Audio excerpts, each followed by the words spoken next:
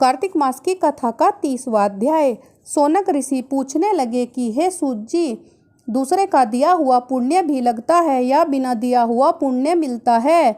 तब सूत जी कहने लगे कि बिना दिए हुए भी पाप पुण्य दोनों मिलते हैं। सतयुग में एक के पाप और पुण्य के कारण सारे देश को पाप और पुण्य मिलता था। त्रेता में ग्राम को तथा द्वापर में कुल को मिलता था, परंतु कलयुग में केवल करने वाले को ही पाप और पुण्य मिलता है। एक पात्र में भोजन करने वाले को पाप व पुण्य का आधा भाग मिलता है। दूसरे की निंदा करने वाले, सुनने वाले अथवा चिंतन करने वाले को भी पाप पुण्य मिलता है। दूसरे के द्रव्य को चुराकर दान देने वाले को पाप मिलता है। पाप या पुण्य का उपदेश देने वाले को छठा अंश प्राप्त होता है। प्रजा का छठा अंश राजा को मिलता है। शिष्य से गुरु, पिता से पुत्र, स्त्री से पति भी छठा अंश पाते हैं। स्त्री पति का आधा पुण्य पाती है। इस प्रकार बिना दिए भी पाप तथा पुण्य एक दूसरे को मिलते हैं।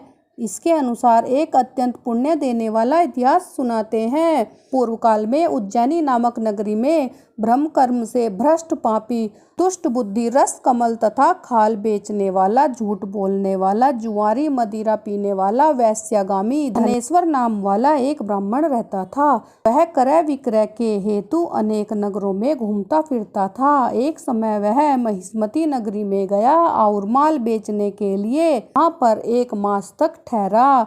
एक दिन उसने नर्मदा नदी के तट पर जप करने वाले ब्राह्मणों को देखा। पूर्णिमा को आए ब्राह्मण का पूजन तथा दीपदान भी देखा। सायकाल श्री शिवजी का दीपदान महोत्सव हुआ। सायकाल को श्री शिवजी का दीपदान महोत्सव देखा।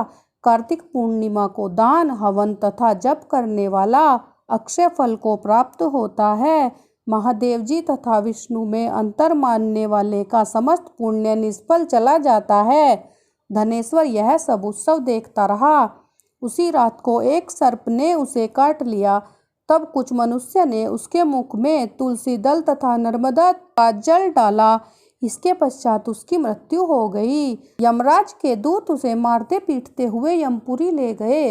वहां चित्रगुप्त ने उसको क्रोध की दृष्टि से देखते हुए यमराज से कहा कि यह घोर पापी है, इसने आजीवन एक भी पुण्य कार्य नहीं किया। तब यमराज ने आज्ञा दी कि इसको खोलते हुए तेल के कड़ाहे में डाल दो, फिर मुदगरों की मार लगाकर कुंभी पाक नरक में डालो। परंतु जब उसको तेल में डाला गया तो खोलता हुआ तेल एकदम शीतल हो गया।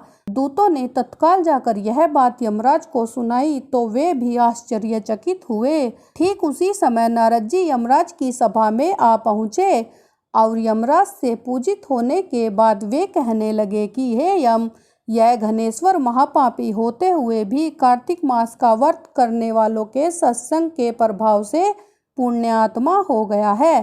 भक्तों द्वारा नर्मदा का जल तथा तुलसी दल इसके मुख में छोड़े गए, साथ ही विष्णु का नाम इसके कानों में पड़ा। इन सब के कारण इसके पाप नष्ट हो गए। इतना कहकर नारद जी ब्रह्मलोक को चले गए। उधर धनेश्वर कुबेर का अनुगामी धन यज्ञ हुआ, जिसके नाम से अयोध्या में भगवान गदाधर नाम का तीर्थ विख्यात हुआ। कामना युक्त पाप गीला तथा कामना रहित पाप सूखा कहा जाता है। कार्तिक मास में व्रत के प्रभाव से मनुष्य किए गए सूखे तथा गीले दोनों प्रकार के पाप को नष्ट हो जाता है। दोस्तों, आपको कथा कैसी लगी कमेंट में ज़रूर बताना और वीडियो को लाइक, चैनल को सब्सक्राइब जरूर करना। धन्यवाद।